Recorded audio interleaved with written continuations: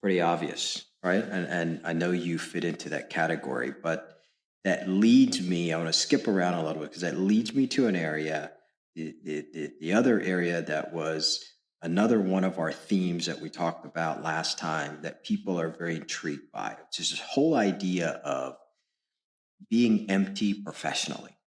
There are far too many people in the world who are empty professionally for whatever reason, right? We see the statistics, the Gallup studies, and all the misery that people have at work. When you hear people talk about how professionally bankrupt they are, you get surface answers like, I'm not challenged enough, I don't like my boss, burnout, etc., etc.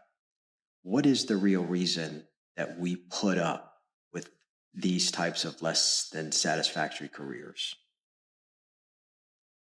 Because something within us is acceptable to us that we're there. Fear? If any, well, no.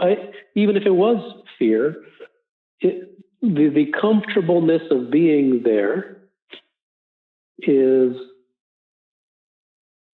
something that means more to us than the uncomfortableness of leaving. So all decisions are already made. It is a very disingenuous thing when someone asks you, what should I do?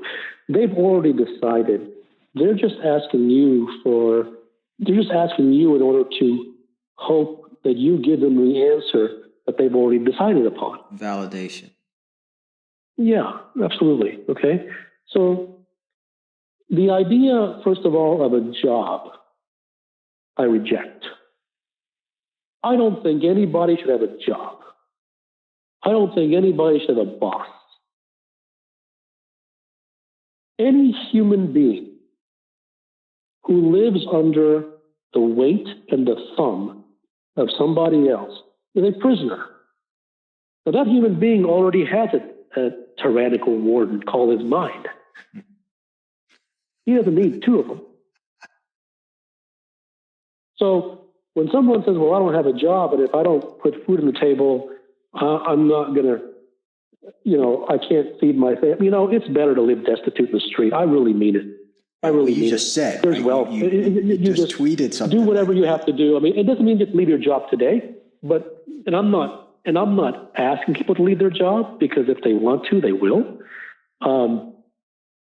But I think it's beneath human beings to have a job.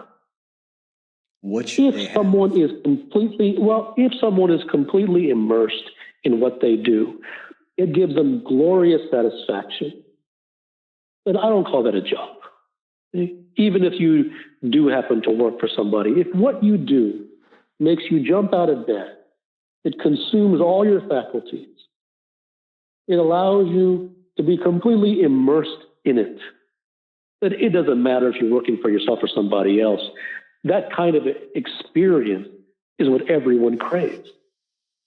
It just so happens that very few people have that experience, even if they're self-employed.